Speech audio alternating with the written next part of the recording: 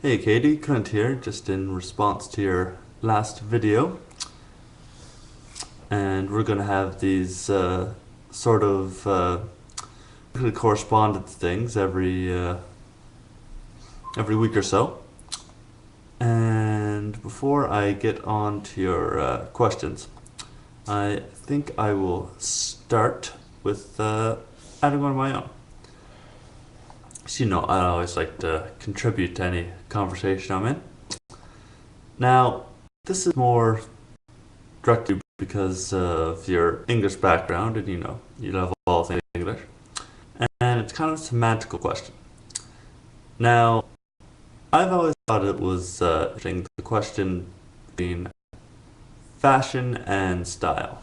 Whereas fashion is just sort of like following the trends, what you see celebrities, models wear, you just sort of mindlessly wear that. But then you have like everybody wearing the same clothes, and it's just kind of boring.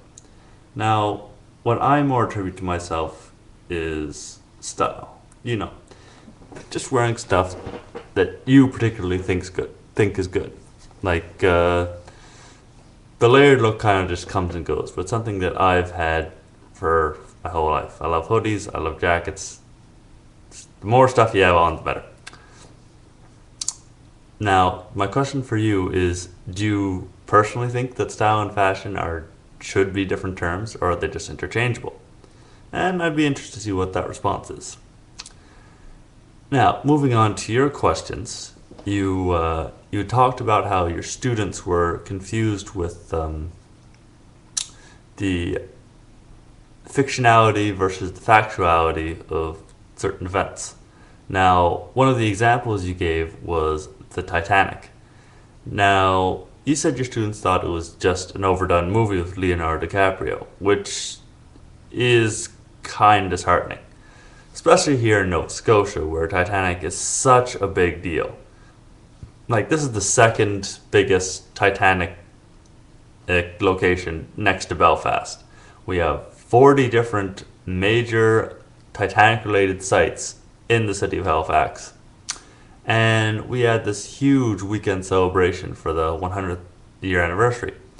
I mean, with a couple of friends, I went to the Titanic exhibit at the Museum of Canadian Atlantic History, and that was a great time.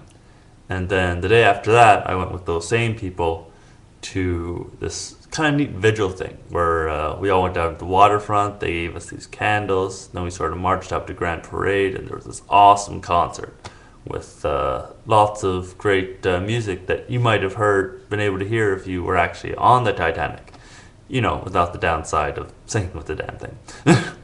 And they had really nice Irish folk music. They had some more classical stuff for like what people might have been listening on the first class decks. And it was just a really great time. But I digress. Point is, Titanic happened.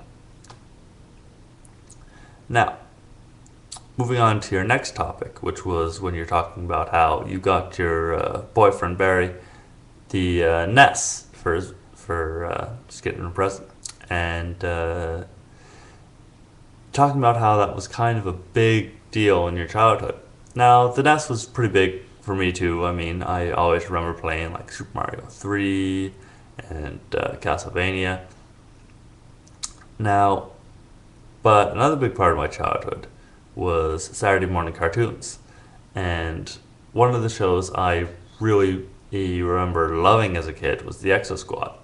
Funny thing is, I've, once or twice I've been in conversations with people talking about what they liked when they were kids and stuff. And a lot of people don't believe that show actually existed, which is kind of funny.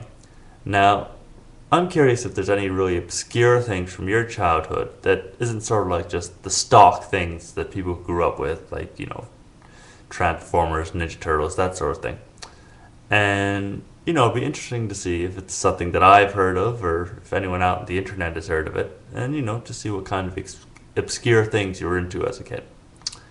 Anyway, that's all I have to say for this installment, and I look forward to the next one. Well, I'll be seeing you when I sees you. And good day to all you internet peoples out there.